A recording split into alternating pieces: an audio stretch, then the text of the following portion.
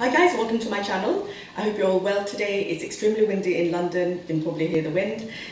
So I thought, why not to make a really nice warming afternoon tea snack. It's late afternoon at the moment, so I thought I'd make some Sagoo Bora or Sagudana Boras, which are sago and coconut fritters. This is a recipe that I learned from my khala, my youngest maternal aunt, and it was all the rage about 15-20 years ago. I remember when it was first popular. I was probably in my late teens, early 20s, and it was something that I learned from her eventually, and it's something that's a staple now in most Bangladeshi homes, at least in London, and perfect with your afternoon cup of cha. I'm going to link the cha recipe for you below.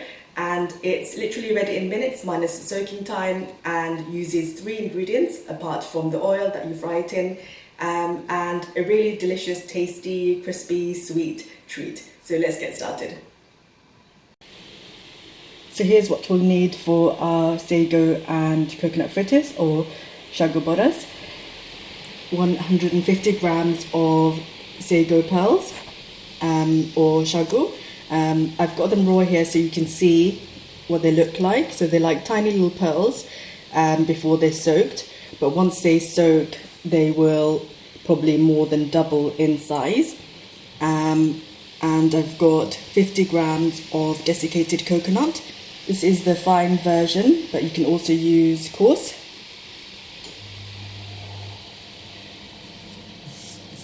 And 4 heaped tablespoons of sugar. You can use slightly less, but don't use any more, otherwise the sugar will start releasing too much water into the mixture and it will become too kind of sticky.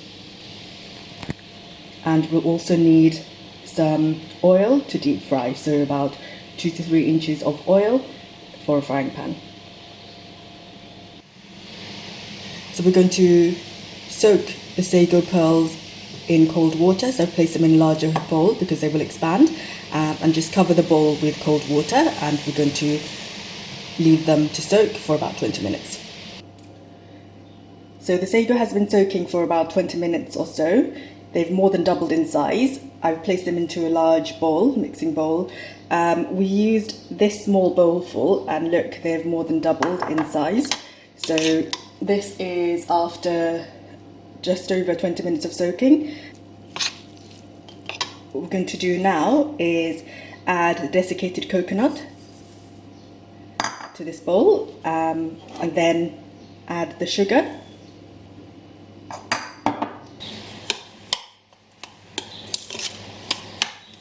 So give everything a mix.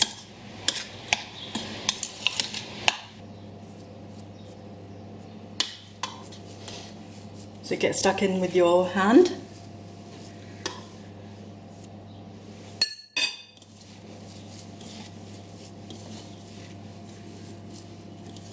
So I'm going to just gently knead this together, so everything kind of is well combined. The sago will have released some starch, which will help it to bind together, as will the dry desiccated coconut, which will soak up some of the moisture, because the sugar will also release a little bit of moisture as well. So make this into a rough, coarse dough where the sago are still kind of whole or kind of semi-broken. So this is how the mixture should look.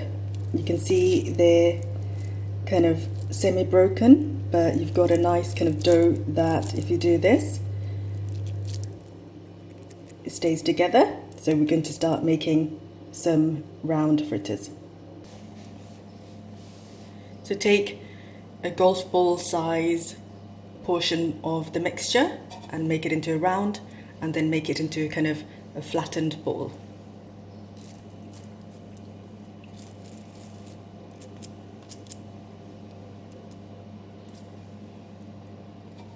Make sure not to flatten them too much, otherwise they'll fall apart.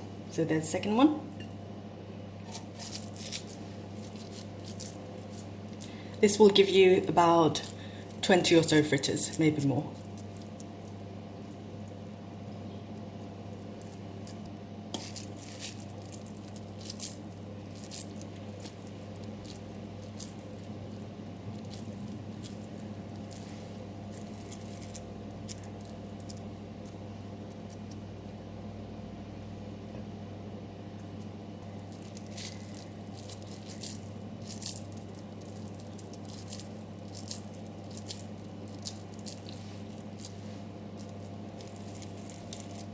So roll them gently, flatten them slightly with your palm, and even them out with the side of your hands.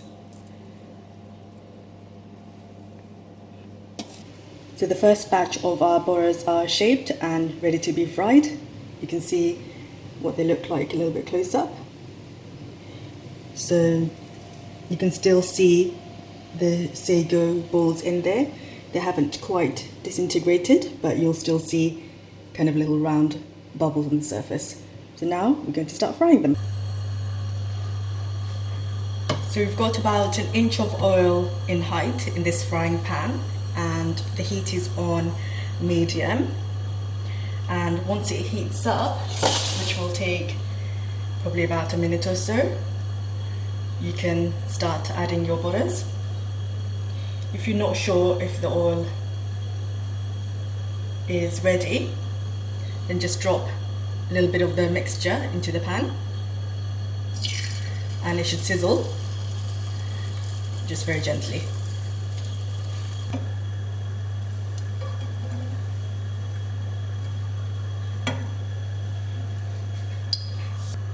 So all is ready, so we're going to start placing the boras into the pan.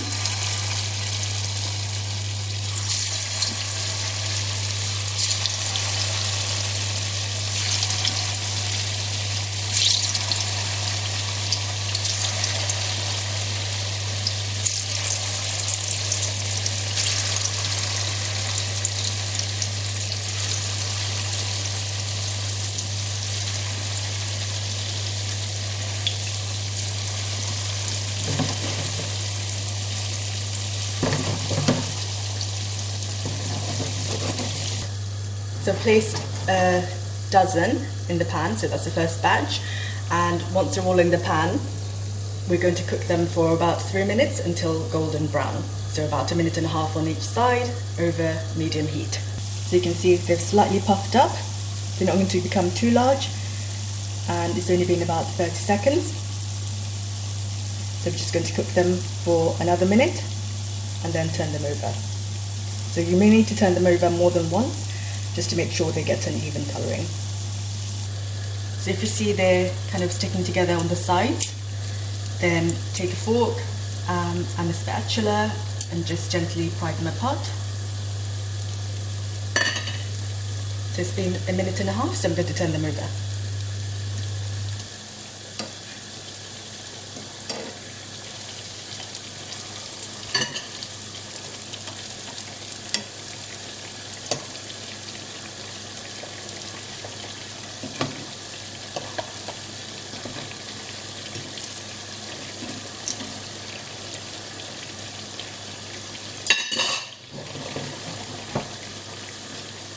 You can see they've taken on a little colour, so I know for this batch I will have to turn them over again. So we're going to continue cooking for another 1.5 minutes on the other side.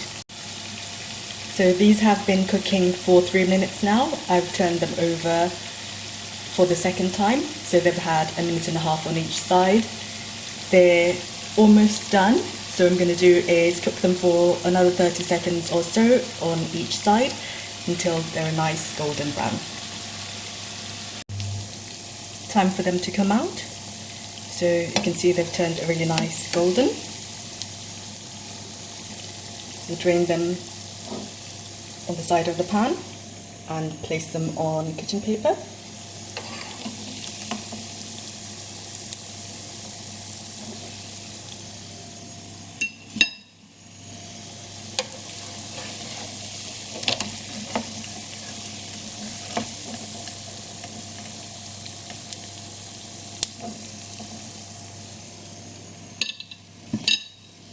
So there you have it, my coconut and sago fritters, or Sagoo Boras, or Sagudana Boras. Look how amazing they look, they're nice and golden, and this is what you should be looking for. These have taken 4 minutes in total to cook, so let's give them a try. So guys, let's give these a try.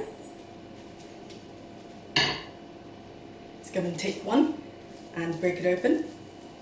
I hope you can hear the sound. They're kind of glutinous in the centre, and smell amazingly of coconut.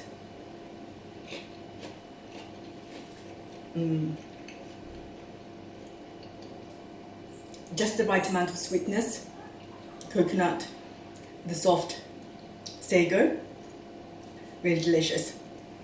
So guys, if you like this video, please give it a thumbs up, comment below, share and subscribe. And do check out my cookbook, Brick Lane Cookbook, which is linked below, and I shall see you next time.